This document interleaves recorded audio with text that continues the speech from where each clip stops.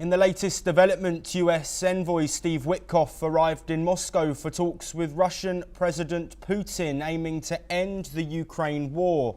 Meanwhile, President Trump criticised the Kremlin's actions on social media, urging Putin to stop. State Department spokeswoman Tammy Bruce says both Russia and Ukraine must make concessions for peace following Trump's remarks, accusing Zelensky of blocking progress over Crimea. Here is what President Trump had to say. I didn't like last night. I wasn't happy with it. And we're in the midst of talking peace and missiles were fired. And I was not happy with it. That's what In the latest development, at least 8 people have died in drone strikes across Ukraine. The attacks targeted cities like Pavlohrad, Kherson and Donetsk, killing civilians and injuring dozens. Kyiv also suffered heavy strikes, with 12 killed and 87 injured. Meanwhile, Kyiv Mayor Vitaly Klitschko suggested Ukraine may temporarily give up some territories to Russia for peace. His comments come amid US pressure for a peace deal and recent Russian attacks on Kyiv. Meanwhile, Russian Foreign Minister Sergei Lavrov said that Moscow is ready for a deal with Ukraine, though key details remain unresolved. Let's listen in to the Russian Foreign Minister. We only target military goals or civilian sites used by the military. President Putin expressed this for so many times, and this is not different this time as well. Meanwhile, Ukrainian President Volodymyr Zelensky rushed back to Kyiv, cutting short his South Africa trip. Zelensky says the missile that struck a Kyiv apartment block overnight killed 12 people and was a North Korean KN-23 used by Russia.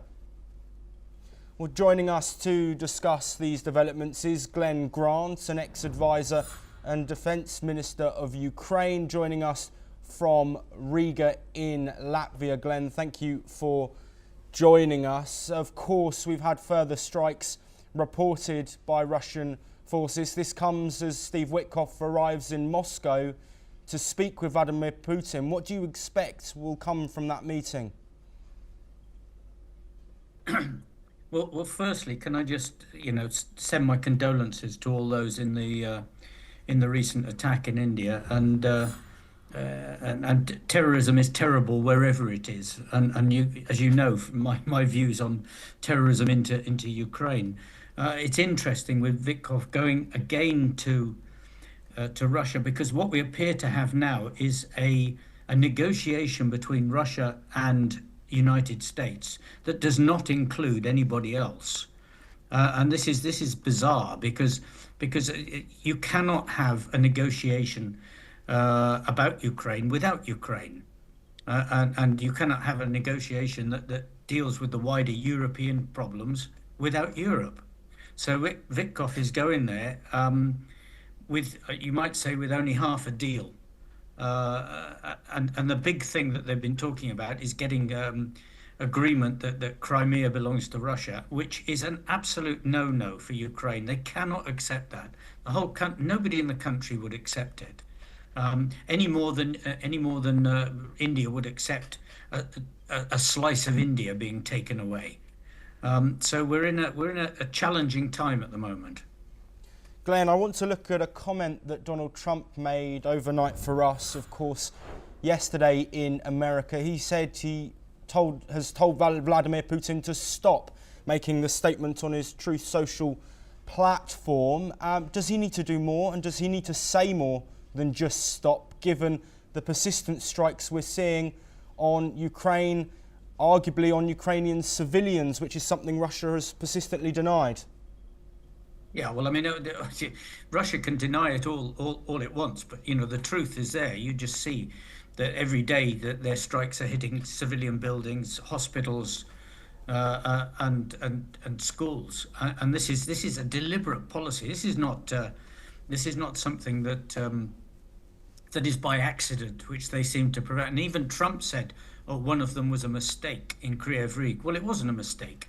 Let's be blunt about it. This is deliberate targeting of civilians for terror. It's a terrorist act, and Trump's comments are weak, and they only follow his attitude towards Russia, which has been subservient since his first tour of office, and it hasn't changed. In fact, it's got worse. And you know, it's like a gentle smack on the hand. There is no force behind what he's doing, and it either shows that he has no power whatsoever to do anything, or that he is actually beholden to Russia, and that he can say what he likes, but it's not going to have any effect on Putin whatsoever. Glenn, to finish this discussion, I do want to bring up Zelensky's comments regarding North Korean missiles. We know there have been reported North Korean troops fighting with Russia on the front line. What's the significance of this North Korean involvement? Well, I mean, the significance is that we are at war with North Korea, just the same as we're at war. The West is at war with Russia. And Russia is being bailed out by North Korea in terms of missiles, artillery pieces, a huge amount of 155 artillery ammunition, without which I think to say that Russia would actually be on its back foot, to use the cricketing term, if they didn't get the support from North Korea that they're getting. Glenn Grant, thank you as always for joining us. We will continue, of course, to bring you all the developments from the Russia-Ukraine war.